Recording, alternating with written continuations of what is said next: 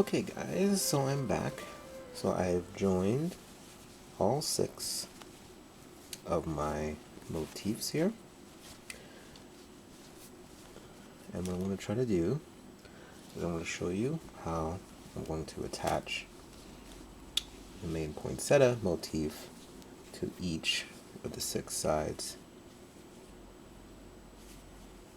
To each of the 6 sides of this hat. But I do notice, because I've already tried this on my head as a prototype, this is quite a large shape of a hat. If I just try to go back here,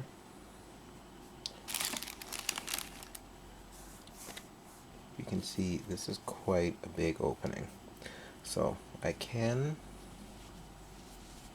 see myself closing it up to get the crown, but once this is sealed, we'll definitely have to do a fair number of decreases, because basically at this point each of these squares has 15 double crochets, and since there are 6 of them, that is about 90 stitches.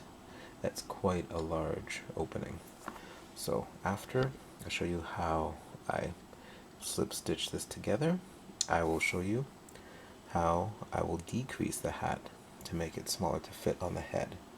But overall, the hat itself will still be quite roomy, I believe, and it'll probably work well for someone like me who has a lot of hair. I'll come back and we'll get started on how we're making this hat. Okay, see you soon. Okay, so what I'll do, since this is the main applique, this is the main motif I want to join, I will have to line up this inside out. So I'll take this to the wrong side, so I'll flip it wrong side facing, and this one and the top part as well, wrong side facing, and I will slip stitch across here,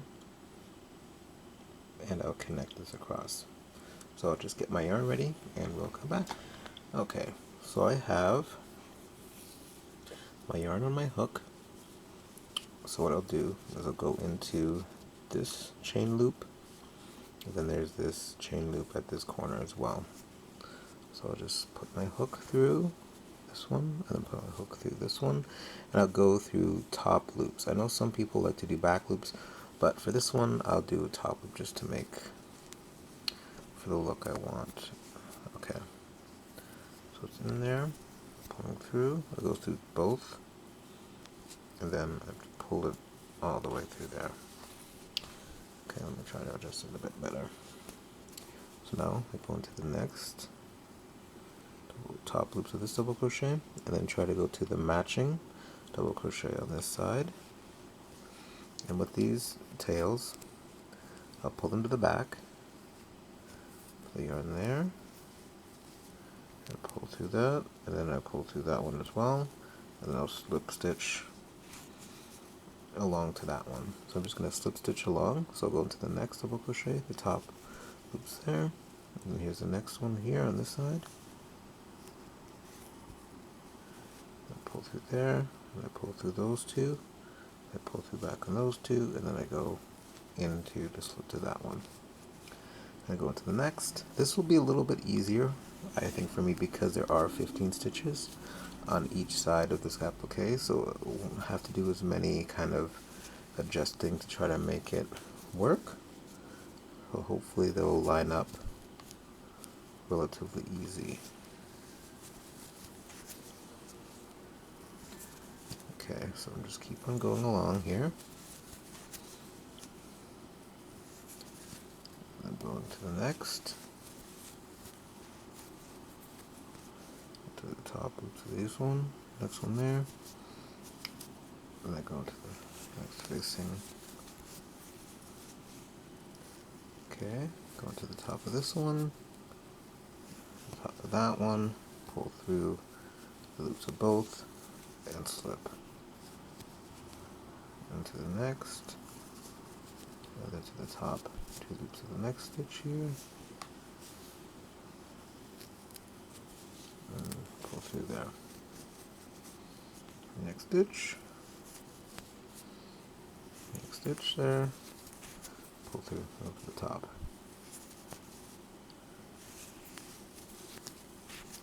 Next, pull through, go to the top, under,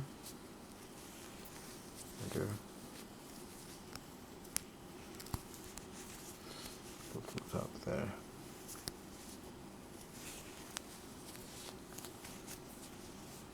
Okay, now I'm coming towards the end here. So now the next one here, to the top of that stitch. And now I'm coming into this intersecting space here, or this junction between these two and my chain 2 space here. So what I'll do to connect it here is I'll go through this chain 2 loop on this motif, go into that one, go into the chain loop of my hexagon, pull the loop through here.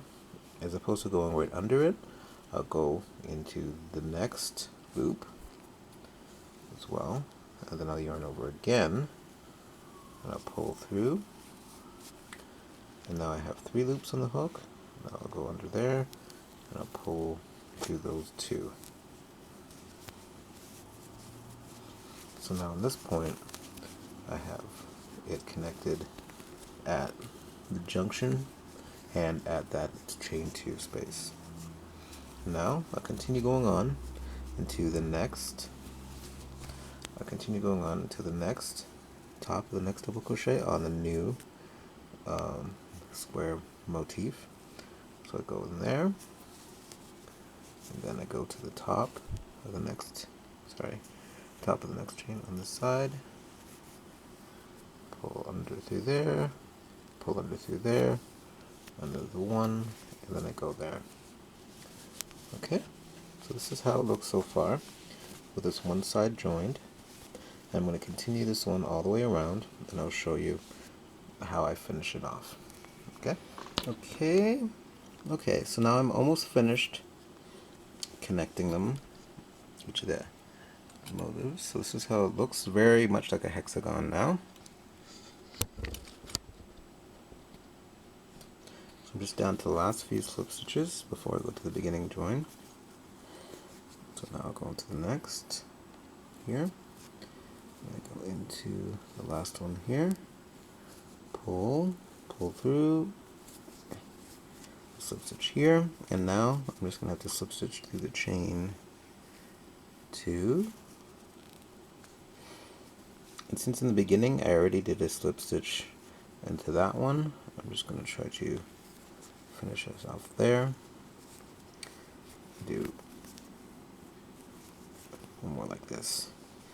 And then what I'll do is I'll look on the right side to see how that looks. So right here, this is how that intersection would look. Where I compare it to the other ones, this one looks a bit snugger, more tight than this one does. So what I will do is I'll try to do it the same way I did before. So what I'll do in this case is I'll undo that. I'll do the last couple of the slip stitches. Go back here. And I'll go in and finish it off again. So go under there, pull through, slip stitch. Next one, go under these 2, do that. Pull up and through, then going into the chain 2 space, I'll go under here, go there, then I'll go back to that chain 2, yarn through again, I have 3 loops, and I'll just slip it under there. Now look under that again, see how the join is. This join looks a lot more uniform like the other ones, so I'll keep it like that. So I'll just pull this through to try to secure it, and I'll leave a long enough tail so I can weave this in, because I do not want this to come out. Okay, so I have this tail I still have to weave in. And while I was going, I try to get in through most of the tails. But you can see a lot of these tails at the bottom. I'm going to have to weave in once I finish the brim. So here, when I fold it to the right side out, this is how the hat's looking.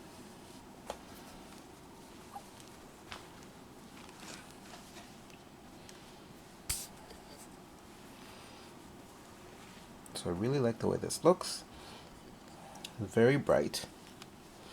I like it from the top of the crown, having this motif and then going down to the green. But what I think I'm going to do is, because there's so much red at the top, and then the white and then the green on the sides, I'm going to try to incorporate some more red in my band. And also I'm going to do some decreases on this. Like I said, this is going to be too big. It could almost be like a bowl if you look at it right now. But I don't know, I like this pattern. You can use a lot of different things for it. So I'm going to come back and show you. So I'm going to come back and I'm going to show you how I'm going to work the band on this hat. Okay, well, I'm starting the band. I'm still going to start the first row with the white color. And I picked this one just because I have a tail here. So let's see. I'm going to slip stitch into the first double crochet, which is this part loop here.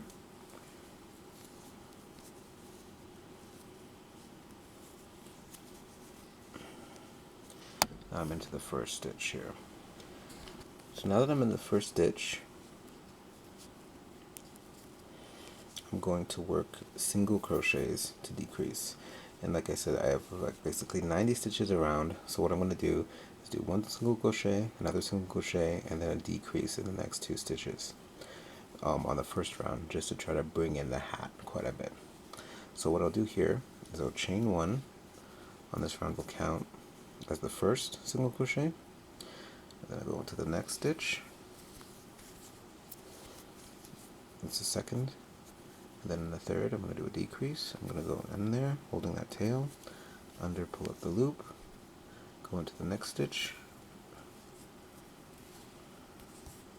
Then it's a problem with the tails. I have to flip it around here to weave it in. Now I have 3 loops on the hook. I yarn over. I go all 3 loops, so I've made the decrease. So I'm now going to decrease again. The next stitch, or single crochet next stitch. So it's 1. And then single crochet in the next one, that's 2. I'm going to decrease in the next 2. So under there 1, under here, I'm going to flip the tail around to the back. I have 3 loops on the hook, I yarn over, there's another decrease. Now next, we'll do single crochet in the next stitch, single crochet in the stitch after. Then I'm going to decrease in the next one. So pull up a loop, go into the next stitch. Make sure I get the last bits of this tail. Let me see. Pull that out a bit more. I have 3 loops there. And there's the next decrease. No single crochet. The next 2. This little tail is getting a little bit trickier. There's 1 single crochet and 2 single crochets. I'm going to decrease in the next stitch. So this is the next stitch. So first do a decrease here. So pull up a loop. So this is the last. This is the 15th double crochet on this square. So now the next stitch is going to be the first on the next square, and this is just a chain 2 space. So what I'm going to do in this part is I'm going to skip the chain 2 space and just continue my decrease in the first stitch of the next one. So you can see how it reaches over there. I yarn over, I pull through all 3, and there's my decrease made. Now I continue to the next, and the second on the next square, 1 single crochet, second single crochet, and I'm going to work a decrease there and there. Work a one single crochet, another single crochet, and work a decrease in the next stitch. One single crochet, second single crochet, and work a decrease in the next stitch. Work one single crochet, second single crochet, wait, I just did a decrease. So one single crochet, that's one single crochet, second single crochet, and now I need to work a decrease. But see, now I'm at this intersection. I'm on the last stitch already because I decreased in the last one. So what I still have to do is skip over my chain twos. So I'm going to have to go into the first stitch of this round, which is going to be here. So I pull that loop up, and then if we go into the next one and pull through, and there is my next decrease done. Now the first single crochet, second single crochet, then I do a decrease in the next two stitches. I do one single crochet, second single crochet,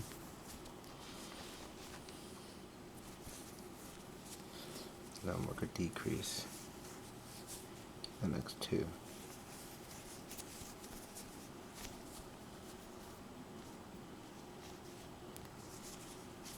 And already, I don't know if you can tell from this angle, it is significantly bringing in the depth, the width of the hat already.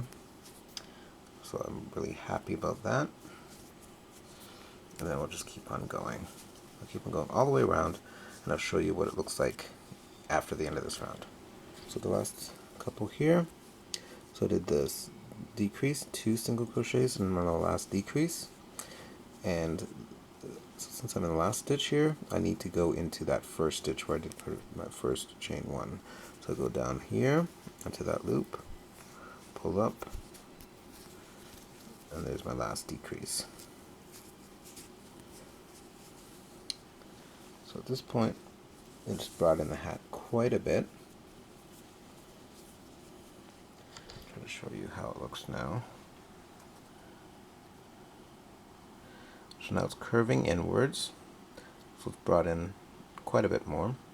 And now I'm going to, for the next following rounds, I'm going to change colors just to bring in a bit more of the green and the red in the band.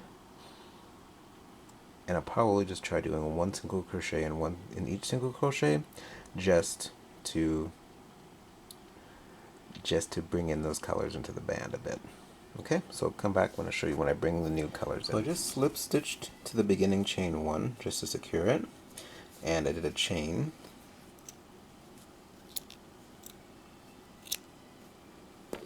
And I just pull that through, pull that tight, and now I'm going to attach my red, my wine color again.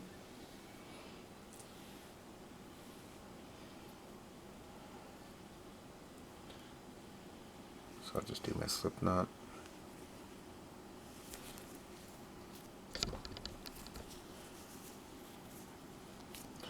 And I'll just join in that beginning space here,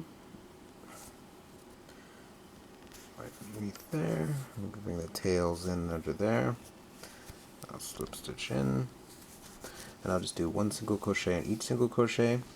I tried the hat on, and it seems to fit well for my head. But what I will do is I will tell you how many stitches I have. I haven't counted them yet, but I'll tell you how many stitches I have at this point. And since with the G hook, it should bring it in still a bit more by just single crocheting the next few rounds. Okay, so I'm going to go red on this row, and the next time I'll change it to green, and then go back to red, and then I'll go back to white. So I'm going to do 1, 2, 3, So I'm going to do a few more rows, and we'll see you at the end of this round when I change it over to green. Okay? Okay, so I finished the red on the side for this brim. So just see here. This is how it's looking now. It's gotten quite a bit narrower. Now I'm going to change back into green. And I'll do the same thing. And I'll show you what it looks like after I finish the round with green. Okay? Okay, so I just finished the round in green. But what I've realized I want for this color to be, as opposed to going back to red and ending in white, I think I want to go back to white here, and then back to green, and then finishing on red. Just to bring a bit more red to the bottom of this hat. So actually, instead of going back to red now, and then white, I think I shall do the white. Okay, so I'll just go on and I'll start with the white and I'll show you how it looks after that round. And then after I do so I'll do white the next round, then back to green, and then back to red.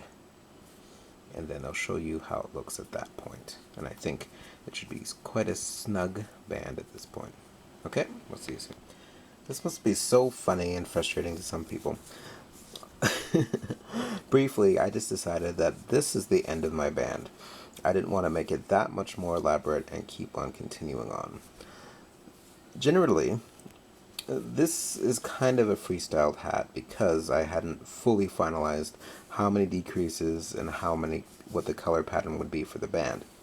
But I did work quite a number of times trying to get my motifs right. I've tried a couple trial errors there, but my hat is finished. I'll just finish this one off, and then I'll sew in the tails, and I'll show you some pictures at the end of this so you can get a full look of this hat. I am really, really impressed with this look.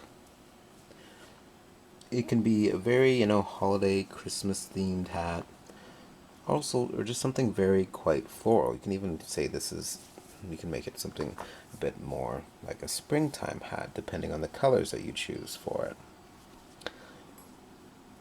Like, for example, maybe you have the white in a light green color, and then change the red to maybe some kind of an orange or yellow color. Change the center, and you can change these around to be smaller blossoms. I don't know, there's a lot of different variations. I really like this, but looking at this, to me, it looks very Christmas.